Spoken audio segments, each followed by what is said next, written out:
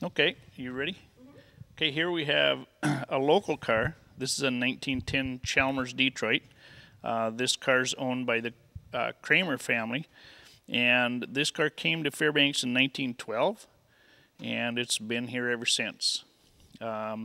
History of this car is it was used for many years. It was the first car to cross the Wendell Street Bridge and the Cushman Street Bridge when they opened, and we're hoping that it will be the first car to cross the new bridge when they cross, where the new bridge will cross the river. Some of the things that have happened to this car over the years, the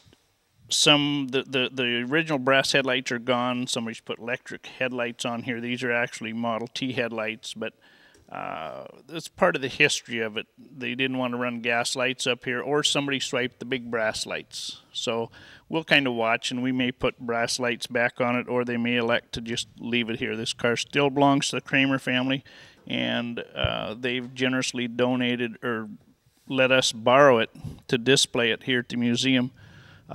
It's pretty much all original. It's been repainted, and some of the folks that worked on the car, Carl Gall is one of the folks that put a lot of time and effort into it, rebuilding the clutch and stuff on this car.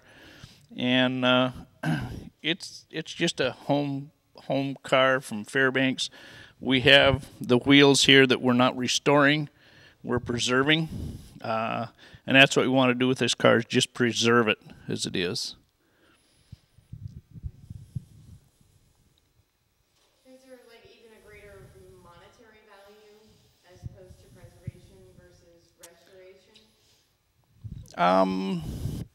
Not necessarily.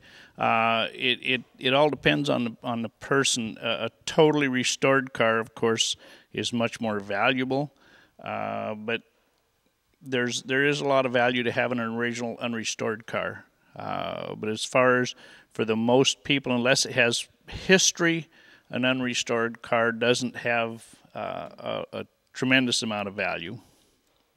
Things on this car. This is a 1933 Hupmobile, and they also used cycle fenders. If you notice, the fenders kind of blend with the tires, the shape of the tire. And they also had a very sporty look. They looked like they had been chopped and lowered, but this is all original. And of course, suicide doors made it kind of unique. And this is a Victoria coupe, and it's got a very strong car and very classy car. Just they had the high compression engines. They had to run premium gasoline in them at that time, which was kind of more for the sporty type cars. So this was a pretty high class car in its day.